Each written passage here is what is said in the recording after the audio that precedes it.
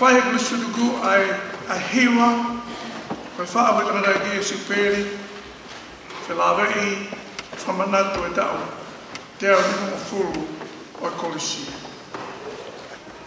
Ike, e ki whamatau atu. I he rea whakatonga,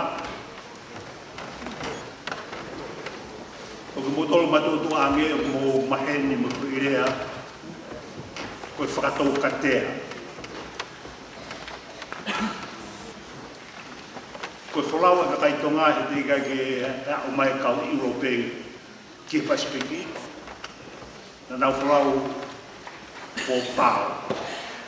Ta koe po pao, na ia fwoi sino la, pa ia mono ki hama. Ta koe fwoi sino lahi na uia koe katea. Ta koe ki po kono hama. Ta koe taimi koe te nau whaloa uia o mamao ki haa moa pe vo fisi. Pe koe tua pure amatu. Nei kai ke lava po pao. Na rau au leo ki ke hepaka koe karia. Ta koe karia le waia koe ni lalahi, na e ua e katea. Nei kai ke katea mo e hama, kana e katea e tahe, koe katea e tahe. Pe ia, kai aile haka kai taupe ko ha eiki la.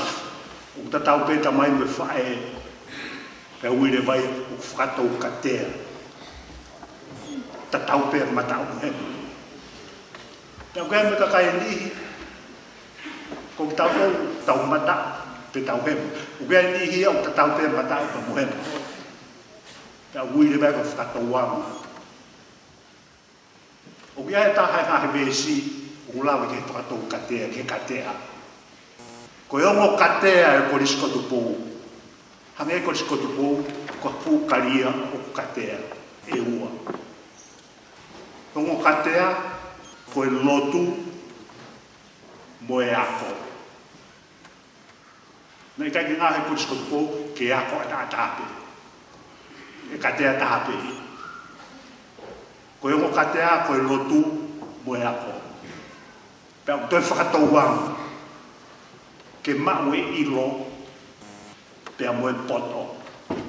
Aia koe knowledge ia, mo e wisdom.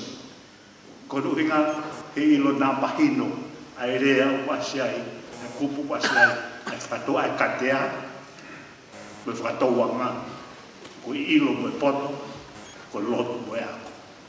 Aloe. O ki heongo lea whakaloa a hiwa. If you want to sing it in English, it will be on the screen here. And join the choir, they will be singing it in Tongan.